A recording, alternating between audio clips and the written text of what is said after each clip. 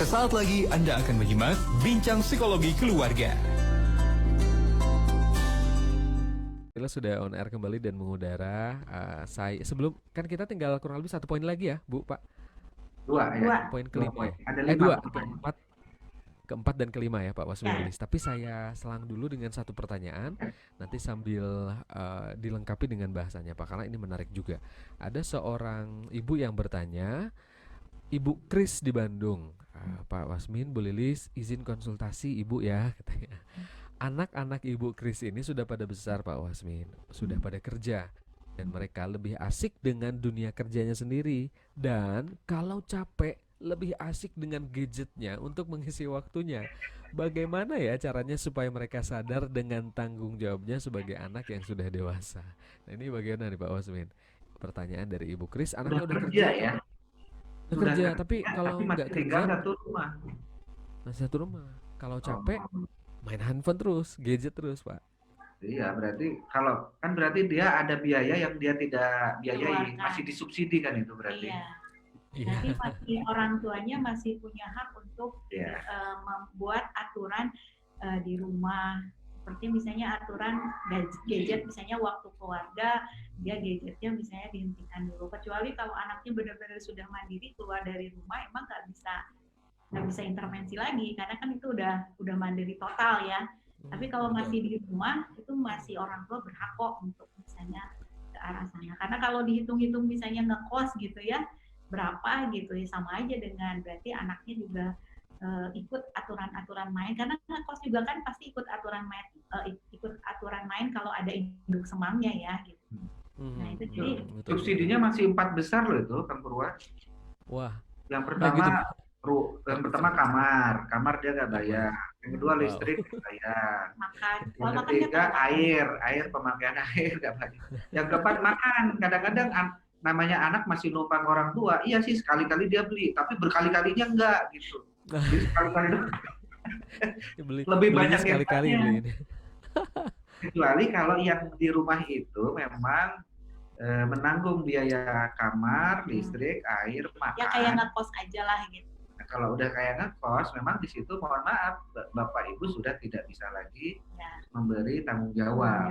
Karena mereka sudah bertanggung jawab. Ya mungkin kecuali kalau berkaitan dengan etika, misalnya dia bermain gadget terus gadgetnya tidak sesuai dengan etika, misalnya pornografi, itu harus ada peneguran ya. Iya, itu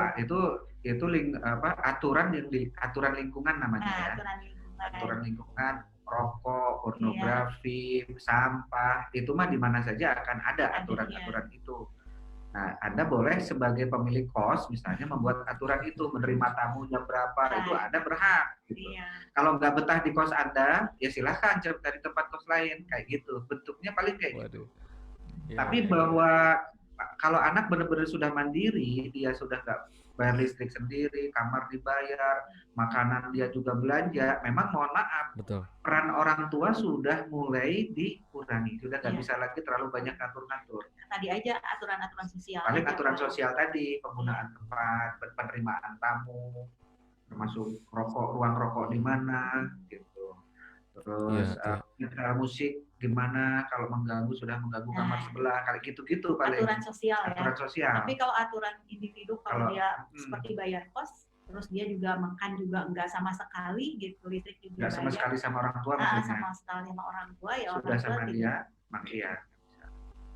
Gitu. Oh begitu ya, baik. Dan anak kalau misalnya dari kecilnya sebetulnya sudah mulai dididik tanggung jawab, hal-hal seperti ini tidak akan terjadi ya, jadinya ngerti sendiri harusnya. Tapi kalau sudah besar gini Pak, ketika orang tua misalnya ya udah kamu kan nggak ikut bayar uang listrik apa-apa, anak takutnya tersinggung tuh Pak. Gimana cara menyampaikannya tuh kalau udah besar gini?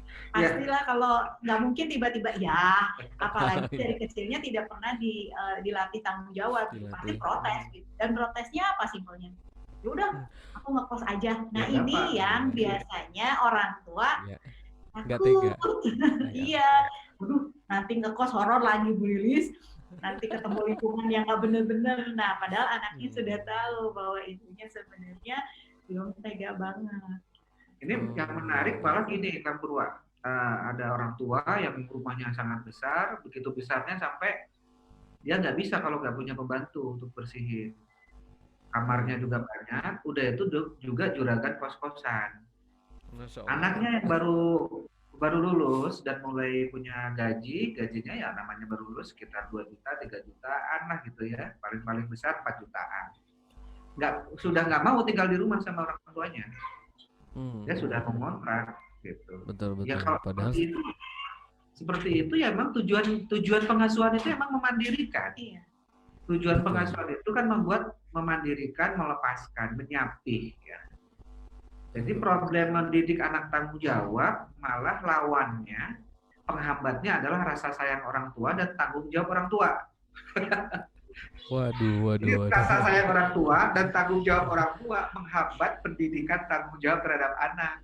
Kepada anak. Iya, karena ada orang tua yang sangat merasa bertanggung jawab sekali terhadap masa depan anaknya, sampai takut banget ini nanti habis ini sekolahnya di mana ya, kuliahnya di mana ya, dia arah-arahin gitu, kerjanya nanti di mana, menikahnya gimana, nanti punya anaknya gimana.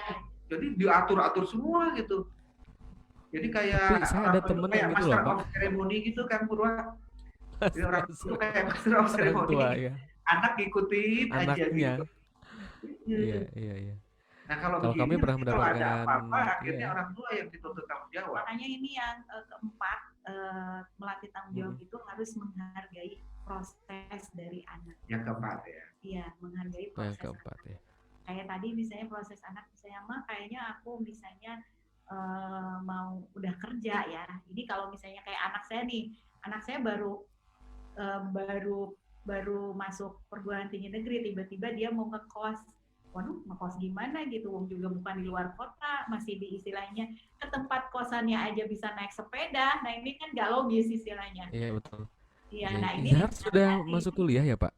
Bu? Alhamdulillah yang pertama Di mana Pak Izhar? Unpad? terima di Unpad di Fakultas Alhamdulillah. Ekonomi Bisnis. Alhamdulillah. Iya. Kalau saya sih gini, Iya, itu kan deket dari Cilenyi ke Iya. Jatinangor Pak. Iya, Tapi jadi ngekos. kan enggak, kalau misalnya enggak. seandainya Oh, iya. kita ngekos misalnya, Bun aku ngekos gitu ya. Nah, ini kan enggak logis gitu. Tapi kalau misalnya anak kita sudah tadi istilahnya sudah bekerja, sudah mapan, kemudian kayaknya aku mau belajar untuk mandiri, yang kita sebagai orang tua kasih kepercayaan untuk proses-proses itu. Toh juga nanti kita akan ketemu juga kok istilahnya. Betul. Kita. Jadi proses-proses Betul. kayak anak sedang belajar, kita menghargai proses. Banyaknya kan kita ke hasil ya anak. Misalnya anak kita nilainya, kenapa kamu nilainya 6? Dah kamu mah belajarnya nggak serius, jadi nilainya 6. Nah itu kan jadinya sini enak. Ibu bantuin aja biar nilainya 9. Nah, iya, tapi kalau misalnya nilainya 6 terus kita bilang kamu ini nilai 6 kerja sendiri, jujur itu bagus. Nah tinggal nanti kalau kamu misalnya pengen nilainya lebih, karena nanti juga berkaitan dengan ADARIO dan sebagainya, berarti belajarnya harus diperbaiki. Mungkin ada dulu misalnya belajarnya nilai 6 setengah jam, berarti ditambah pengulangan. Jadi prosesnya menghargai proses-proses anak. Kalau anak ada prosesnya kita hargai gitu. Itu yang keempat pawasnya. Iya. Jadi karena ketika orang tua tidak menghargai anak sedang bertanggung jawab, ketika belajar tanggung jawab itu kan tidak seperti yang kita inginkan. Misalnya dia numpain air, tanggung jawab ngelap, pasti ngelapnya nggak seperti yang kita inginkan. Dia belajar sendiri, mencoba bertanggung jawab terhadap poin yang ketiga tadi ya, tanggung jawab akademik. Nilainya nggak seperti kita, tapi lebih baik itu kita hargai, hebat itu tadi. Nah, kadang-kadang karena orang tua punya standar sendiri, akhirnya punya ekspektasi ya. Ekspektasi. Nah itu dia. Dibantu-bantuin. Jadi anak mungkin akhirnya kelas, gitu kan. Ya misalnya anak saya itu nggak bisa Bu, kalau dia kan tiap hari tuh numpahin air, dia ngelap itu nggak bisa. Nah kalau nggak bisa kan tinggal diajarkan, tapi nggak bersih ya, anak usia 6 tahun ya gimana akan lebih sama bersihnya dengan kita gitu. Berarti kan kita hargai proses nih, misalnya dia ngelap sini ini masih basah, kalau misalnya masih basah gini nanti ada yang kepleset, coba keringkan satu kali kita nih begini, kemudian coba kamu gitu. Jadi proses-proses Ya, baik, alhamdulillah. Belum saya buka ternyata siapa Wasmin. Sebetulnya momentum PJJ ini jadi momen orang tua juga melatih tanggung jawab dengan lebih lebih apa ya Pak ya? Lebih Betul, lebih efektif karena waktu kan banyak di rumah banyak tuh, di rumah. tugas numpuk.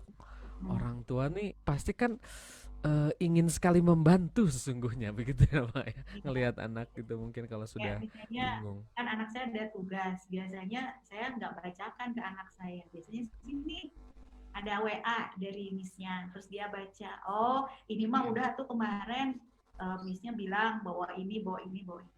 Jadi dia yang suruh Hmm, baca. Misalnya ada feedback, Mei ini dari Bu Guru kan pakai handphone saya, ya. lihat.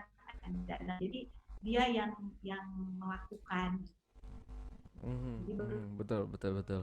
Masya berkomunikasi Allah ya. antara anak dengan guru kalau berkaitan dengan Ya, kebetulan Ya, di ya. SD Anak Langit itu kan tugasnya pakai bahasa Inggris tuh, meskipun SD masih Betul. kelas 1, kelas 2. Itu anak-anak Gitu sudah Pak. mulai belajar tuh mentranslate sendiri. Masya Dan, Allah. dan yang menariknya minggu lalu kita ada pertemuan dengan orang tua untuk bisa memutuskan pembelajaran ini sebagai pembelajaran Mhm. masa depan. Karena Betul ada betul. loh sampai sekarang kan Purwa ada loh keluarga atau Ya. pimpinan keluarga atau pimpinan lembaga yang belum memutuskan metode ini. Dia masih menunggu Oh. menunggu ini berakhir, menunggu nanti normal kembali gitu. Kalau kami minta Mm-mm. COVID memang harus berakhir, tapi kita pembelajaran kayak gini mah ini keputusan untuk masa depan, jangka panjang, Betul model-model betul seperti ini. betul. Makanya kita juga lagi terus membangun ini gimana karena bisa jadi MKFM ke depan kan memang meskipun COVID sudah bisa, Hmm. apa salahnya kalau bisa tetap jarak jauh kan efisien di ya, rumah ya. efisien. Tetap efisien Pak, betul betul. Iya iya. Karena jarak jauh saya bisa sambil bangku anak saya juga nih Pak Ah, Wasmin ya. Siapa itu? Alhamdulillah. Udah gede lagi ya? jadi Iya, alhamdulillah sudah satu Berarti tahun sekarang Pak. 2 tahun. Ini 1 tahun. Tuh, gede itu ya, tinggi ya. Jadi alhamdulillah karena di rumah jadi ah, apa ya, melihat sebuah visi misi ke depan itu proses apapun ya Pak ya, pembelajaran, bisnis, teknologi, jadi melihatnya jauh ke depan dan harus iya, diimbangi dengan tanggung jawab yang optimal juga ya Pak Wasmin ya iya, agar Iya. bisa makanya itu untuk tanggung tumbuh. jawab kan butuh keputusan. Orang tua itu harus memutuskan bahwa cara pembelajaran jarak jauh ini sudah cara masa Mhm, depan, bukan karena ada COVID mhm, aja. Gitu. mhm. Makanya ketika orang Betul tua betul investasi ke arah gadget, orang tua investasi beli webcam, orang tua investasi betul beli betul. handsfree itu bukan hanya sementara ada COVID gitu, tapi karena ini model Mhm, pembelajaran mhm. masa depan. Gitu. Betul Kita betul sendiri betul. di Anak Langit sudah punya rancangan, meskipun nanti COVID sudah berakhir, meskipun anak Ya sudah boleh ya ke sekolah lagi, ini digitalisasi pendidikan tetap akan berjalan. Gitu. berjalan ya Pak ya. Nah, Mhm. setidaknya blended nanti ya, blended learning. Jadi nggak harus ke sekolah Blended tiap learning. hari bisa Ya, jadi. ya, betul, betul, betul. Siap, siap, siap. Alhamdulillah. Baik, ada beberapa pertanyaan kembali yang nanti akan kita bahas. Sekaligus juga melengkapi bahasan kita. Tips-tipsnya dilengkapi. Kita jeda dulu. Izin Pak Wasmin, Bu Ya, Lilis. Kegiatan dengan Pak Wasmin HCW ada lagi Pak? makanya kita Alhamdulillah. selenggarakan lagi nih akhir bulan ini kita hipnoterapi certification workshop. Silahkan Siap. yang sudah Baik. menanti-nanti, sudah lama di rumah, boleh sekarang Mhm, mhm. kita acara tatap muka lagi ya. Siap, alhamdulillah. Silakan daftarnya ke 0811 225 002. Betul ya Pak? Ya betul, Ya, saya masih ingat Pak. Ini 0811 nempel nih. Siap. Masih. Alhamdulillah. Alhamdulillah. Kita lanjutkan selepas jeda sahabat MQ. Daftar HCW silakan boleh ke nomor tersebut nanti kami infokan kembali dan silakan follow juga Facebook Pak Wasmin dan juga Instagram Ibu Lilis Pak Wasmin di Wasmin Al Risat dan Ibu Lilis Komariah. Kami kembali untuk Anda selepas informasi berikut ini.